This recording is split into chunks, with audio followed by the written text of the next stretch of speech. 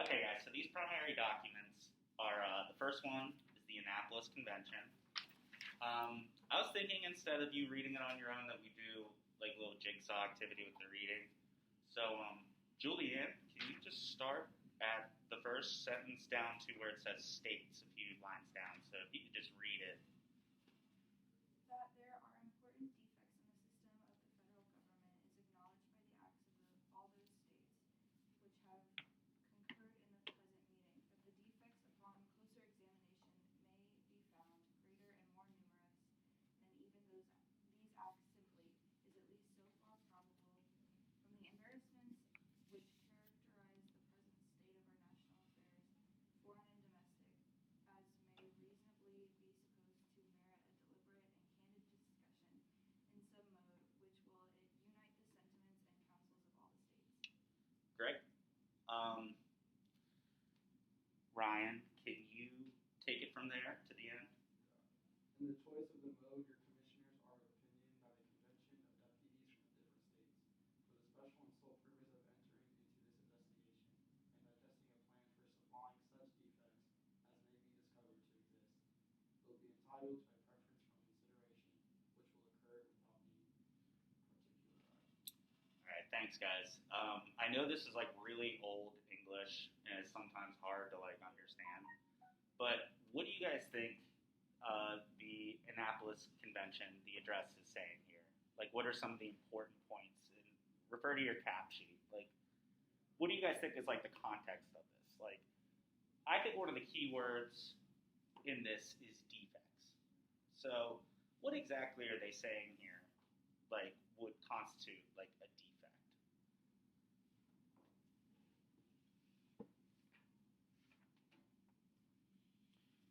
So, just as even some context maybe to help you out. So, what is the government at this point? So, this is 1786. Constitution's not yet adopted.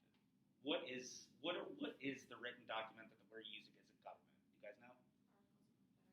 Exactly. It's the Articles of Confederation. So what are some traits of the Articles of Confederation? Like, who holds most of the power at this point? Is it states or is it the federal government? Exactly. States hold most of the power. So Congress doesn't really have the power to do anything. They have to ask the states for money. They have to ask the states for soldiers if they want to fight off some kind of rebellion. So these are some of the issues that we see happening with the country at this point. So just a quick aside on the Annapolis Convention, only 5 states attended this. So this was supposed to talk about defects with the states, and the states are New Jersey, New York, Pennsylvania, Delaware, and Virginia. Those are the only states that attended this. So not even everybody's involved at this point. They realized that the problems were greater than even just like, they were here pretty much to discuss interstate trade because all the states had different tariffs. They had different ways, they're pretty much just a bunch of different nations, all just held together. So they all have all these different ways of dealing and doing business. So it makes it very difficult for Congress to collect money, collect anything. The states have all the power. So let's just go to audience. Who do you think this is for? Who's this address for?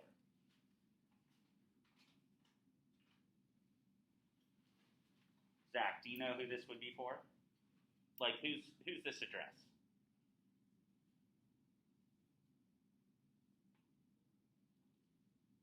Who's literally at this meeting?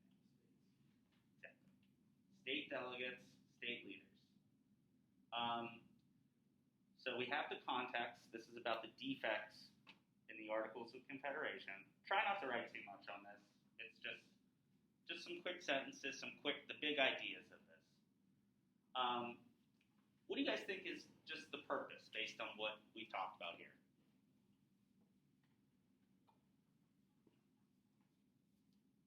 Just a quick one-sentence purpose. Something about defects, right? Basically the purpose, just to help you out, we got defects. We have problems. and we're going to need to come up with some solutions at some point. So basically they're saying we need to meet again with everybody, and we need to hash this out. We need to figure out exactly how to fix this. Do you guys got any questions on this one? First one?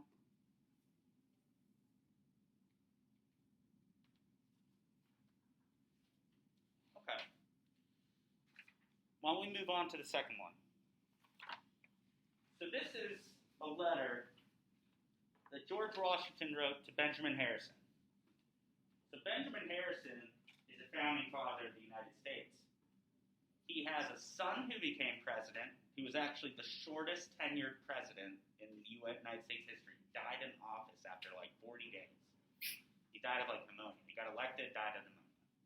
And his great-grandchild is also named Benjamin Harrison, who was also a president. So this is a pretty good lineage to this guy. And this is a guy that George Washington, he was a close confidant of George Washington. So, Tristan, can you read down to where it says to very little purpose from the beginning, please? The disinclination of the individual states to yield competent powers to Congress for the federal government, their unreasonable jealousy of that body and of one another, and the disposition which seems to pervade each, of being all wise and all powerful within itself, will, if there is not a change in the system, be our downfall as a nation. This is as clear to me as the ABC. I think we have opposed Great Britain and have arrived at the present state of peace and independency to very little purpose. Very good. Zach, can you take it from there? If we cannot conquer our own prejudices, the power of Europe begins to see this in our newly acquired friends the British, who are already and professedly acting upon this ground, and wisely too, if we are determined to preserve in our folly. They know that individual opposition to give their measures is futile, and boast that we are not sufficiently united as a nation to give a general one. Is not the indignity alone of the declaration while we are in the very act of peace-making and conciliation sufficient to stimulate us to best more extensive and adequate powers in the sovereign of these United States. Sovereign, the word at the end just basically means like the power of the United States. It's like a kingdom, like sovereignty is like power, just for that word. So what is George Washington saying here?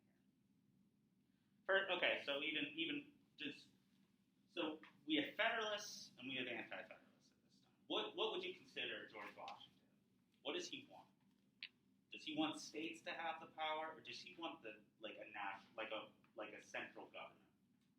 What do we know about him? George Washington.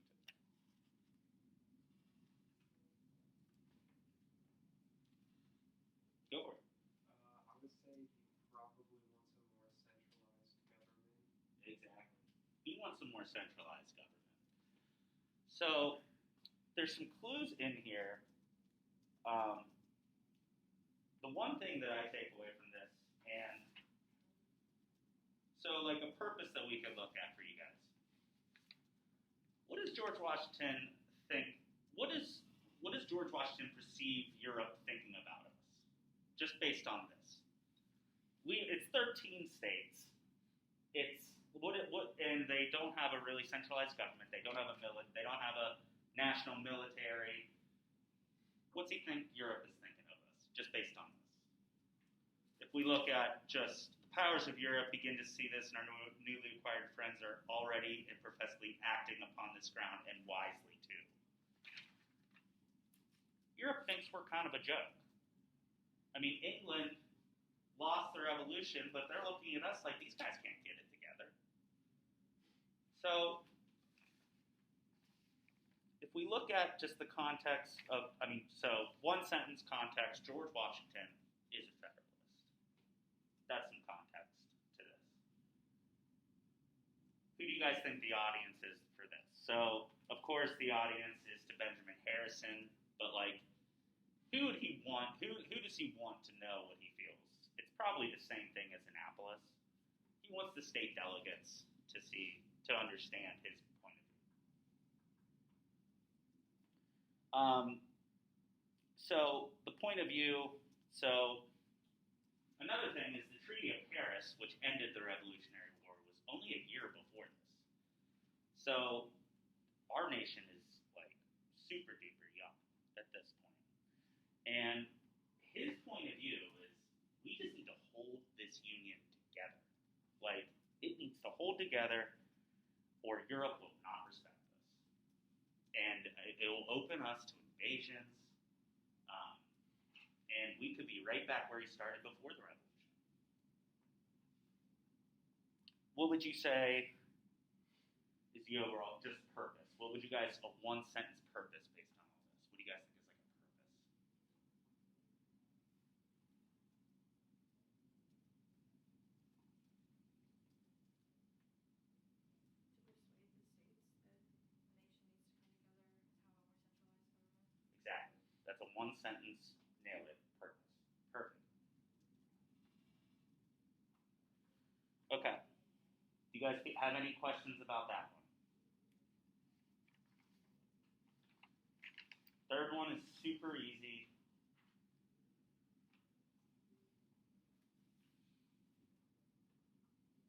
I'll let you guys finish up writing. We'll go into the third one.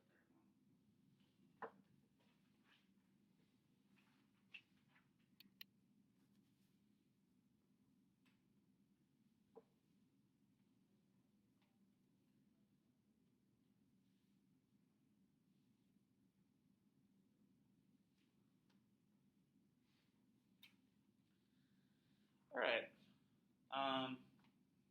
Everybody's read, so I'll just read this one for you guys. I'll take the shortest one, of course. An attack was made on Thursday last by a party of insurgents under Shays upon the troops commanded by General Shepard at Springfield. Shays retreated that night into Ludlow, and the next day he marched onto Chicopee. Hampshire Gazette newspaper, Massachusetts, account of Shays' rebellion, 1787. Do you guys know what Shays' rebellion was? Anybody give me like a quick synopsis of what that was?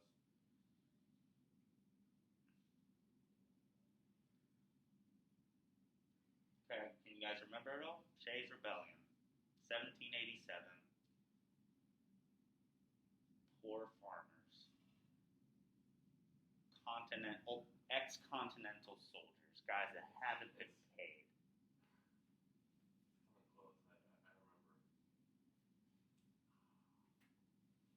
How would you guys feel if you fought a war and you didn't get paid and you're being taxed and you're losing your farm? Like, you could lose your farm. How would you guys feel? I think everybody would be mad, right? You'd be very angry. These guys were furious. And they rose up, and we didn't have, and like I said earlier with the Articles of Confederation, we didn't have a centralized military. We didn't have a standing army. And the Massachusetts military, they had a tough time putting this down. So, moving back to the cap, based on that, so I would say that's the context for you right there. Poor farmers being taxed, rebel against the government.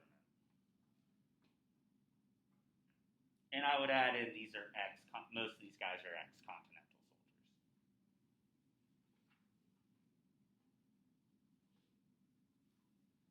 So if we look at this though, the Hampshire Gazette newspaper in Massachusetts, I look at this article and it doesn't seem like they think too highly of Shays' rebellion. Because you see things like insurgents, and Shays retreated into the night, things like that. So who do you guys think this audience is for, the Hampshire Gazette? Do you think this is for the rebels, or do you think this is for the population that's, like, worried? Exactly. So I'd say the audience is the populace of Massachusetts, not the rebels, but common people that did not rise up. And generally, what's the purpose of stuff like this in newspapers? Like, think about us in like our wars, like when we were in Iraq or we're in other places, and we open up the New York Times and we see insurgency is put down in Mosul. How's that supposed to make us feel? Scared, yes, but it's supposed to make you proud. Scared? I mean, like, yeah, it could scare people, but for the most part, it's supposed to make you proud, and it's supposed to give you a feeling that things are under control. So that would probably be the purpose of the actual newspaper in the way they wrote this. They want people to know, they want people to think that this is under control.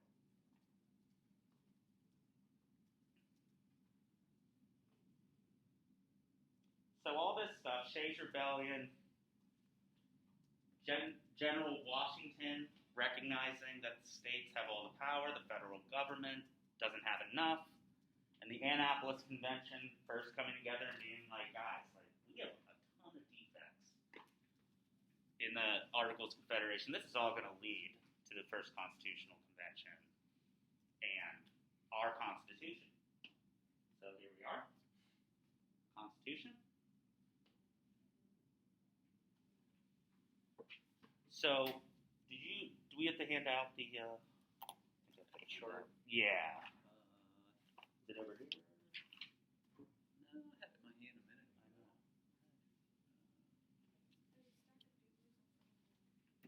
Right there? Those are tabs. That's it. It's under there. Thank you. So I'm going to take you guys through the first couple of these. If that's all right, Mr. Hamilton. Perfectly fine.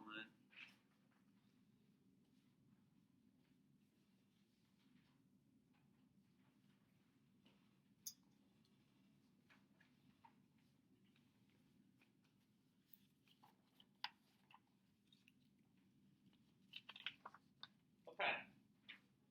So going into the Constitutional Convention, there were a lot of things, a lot of fears, we'll call them, that needed to be addressed.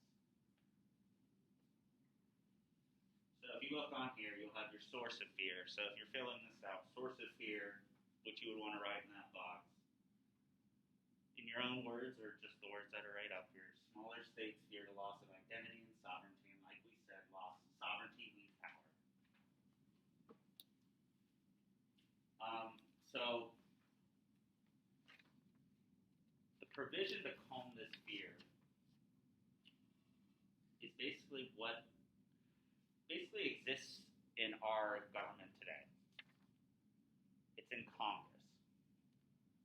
So how many senators per state do we have right now? 2. So we have 100. It doesn't matter about the size of the state, right? Each, like, if it's Texas, one of the biggest states, California, they have 2, and Rhode Island has 2, right? So, but